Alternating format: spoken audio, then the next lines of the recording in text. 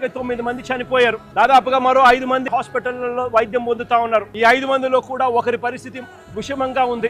వీళ్లకు కాంపెన్సేషన్ విషయంలో నిన్న చంద్రబాబు నాయుడు గారి సుపుత్రుడు మాట్లాడుతూ ఆయన మాట్లాడిన మాటలు చూస్తే నిజంగా నాకు ఆశ్చర్యం కలిగిస్తుంది. మానవత్వం అన్నది ఎవరికైనా ఎక్కడైనా కానీ కొద్దో గొప్ప ఉండాలి కదా, ఇలాంటి మనుషులు కూడా ఉంటారా అనిపించింది. నిజంగా ఆయన అంటాడు, కార్మిక సంఘాల నాయకులే ఎంత బాధ చేసినట్టు వాళ్ళు మాట్లాడే విధానం. వాళ్ళు అడుగుతారు వాళ్ళకేం పోయింది, వాళ్ళు ఆయన ఎంత బాధ అంటే చెప్పేసి వెళ్ళండి అండి.